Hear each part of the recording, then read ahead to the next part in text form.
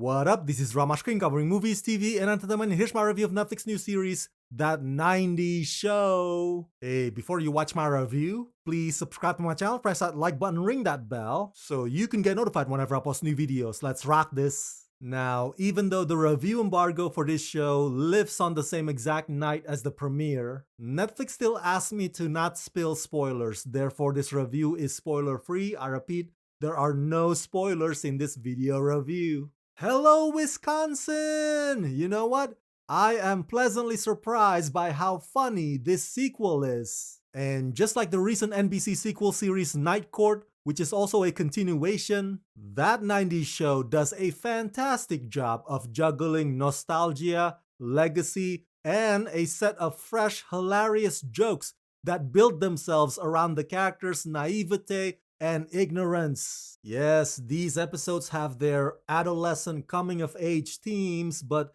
they are not overbearing, they are not preachy, nor agenda driven. The jokes are very much still front and center, and they are consistent. Even the returning characters like Eric, Donna, Kelso, Jackie, and Fez are simply there to bridge the generational gap and allow for this group of young faces to take over and ultimately shine. Such a wonderful follow-up. This is a sequel series done right. In That 90s Show, it's 1995 and Leia Forman, daughter of Eric and Donna, is desperate for some adventure in her life, or at least a best friend who isn't her dad. When she arrives in Point Place to visit her grandparents, Rhett and Kitty, Leia finds what she's looking for right next door when she meets the dynamic and rebellious Gwen. With the help of Gwen's friends, including her lovable brother Nate, his smart, laser-focused girlfriend Nikki, the sarcastic and insightful Ozzy, and the charming Jay, Leia realizes adventure could happen there just like it did for her parents all those years ago.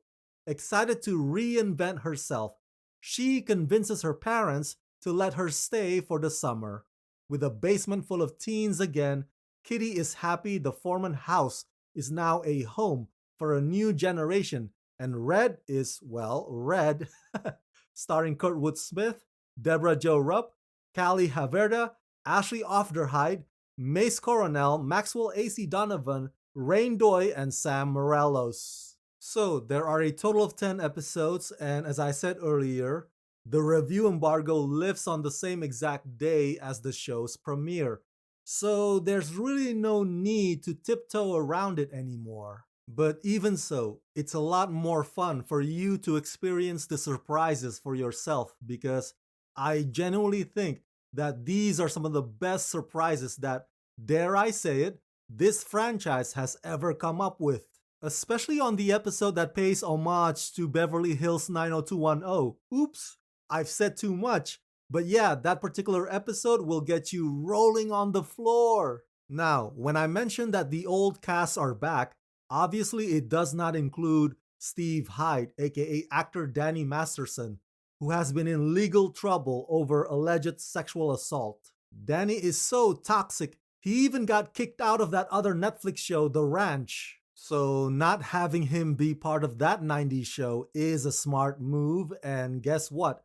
It doesn't look like they're missing him at all. The camera can still spin around Eric, Donna, Jackie, Kelso, and Fez getting high, and it still feels like old times. By the way, Kurtwood and Deborah slip into those Red and Kitty shoes again like they never left at all. Red's tough love rudeness and Kitty's unfiltered, excitable personality. Oh, and the basement and their home and the sets, they all look like they never went through the passage of time. Now, let's talk about the new generation, shall we? Leia, Gwen, Ozzy, Jay, Nikki, and Nate, and yes, I'm using the characters' names, but the actors playing them are fantastic, every last one of them. They're so damn good for their age. Their comedic timing is sharp, their chemistry is palpable, and they bounce off of one another really, really well. And the writers provided a story arc for them that captures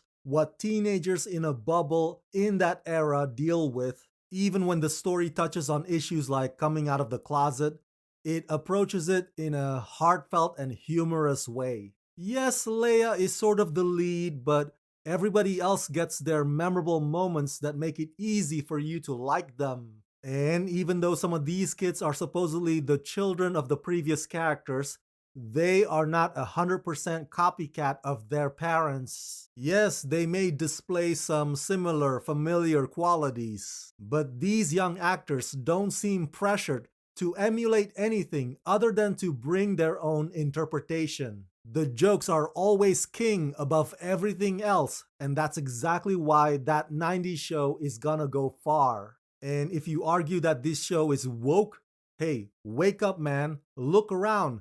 Everything under the sun today is woke. You can't escape it, it's everywhere. Because, like it or not, woke is here to stay. And as the old saying goes, if you can't beat them, join them. The question you should be asking is this sequel series funny?